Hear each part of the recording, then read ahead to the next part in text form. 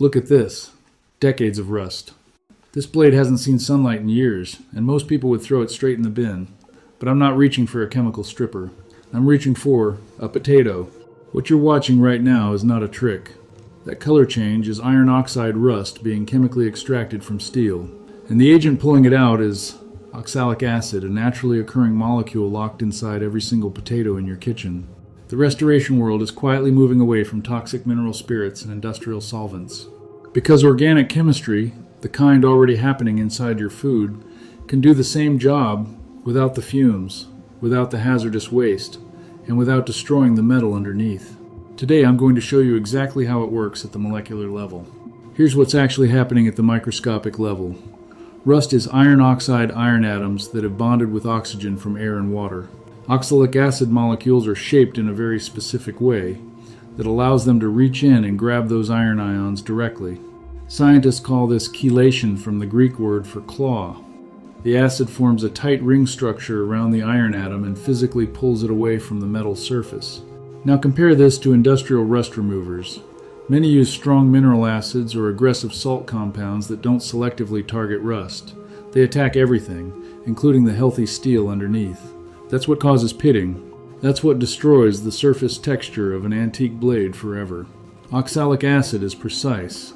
It prioritizes iron oxide over base steel, which means the metal underneath survives intact. The structural integrity of the steel is preserved because the chelating reaction is specific to oxidized iron, not raw iron. Your tool doesn't get thinner, it doesn't get pitted. It simply gets clean. Not all potatoes are equal for this. Russet and Maris Piper varieties tend to carry higher oxalic acid concentrations than waxy types like red-skinned or new potatoes. For surface rust and light corrosion, any variety works. But for deeply pitted historical hardware, you want the starchiest, most fibrous cultivar you can find. Here's a technique that doubles the effectiveness, the salt activation method. Coat the cut potato face with coarse sodium chloride before rubbing. The salt crystals act as a mild abrasive that breaks down the potato cell walls on contact, releasing the oxalic acid much faster than the potato would on its own. You're essentially turning the surface into a slow-release acid pad. For heavily pitted tools or historical artifacts with complex geometry hinges, chisels, saw teeth, a direct rub won't reach every surface, so we make a concentrated potato slurry. Blend raw potato with a small amount of water, then submerge the entire piece and let the acid work passively for several hours. The oxalic acid penetrates into every groove the brush can't touch. After 4 hours in the slurry bath, watch what happens. The deep orange oxidation layer softens, darkens, and begins releasing from the surface. What you're left with is a clean matte gray finish, the natural state of steel underneath the rust.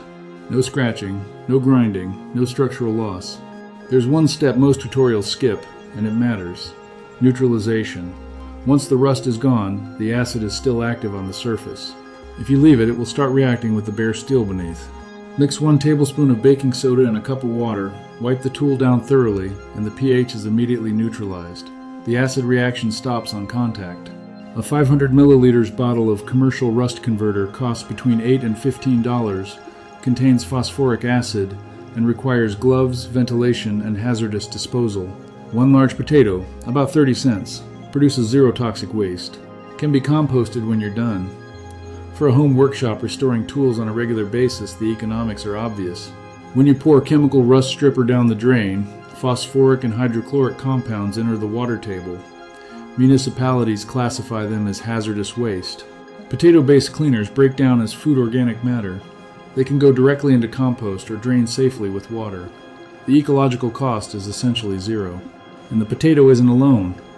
Rhubarb contains even higher concentrations of oxalic acid useful for smaller precision work. Lemon juice provides citric acid, another chelation agent that works well on light surface rust and brass tarnish. Molasses, diluted in water, is one of the oldest iron restoration methods in blacksmithing. Slow but effective on cast iron. You now have a complete natural toolkit. This is where we started, and this is where we end. Same tool, same steel, no industrial chemicals, no specialized equipment.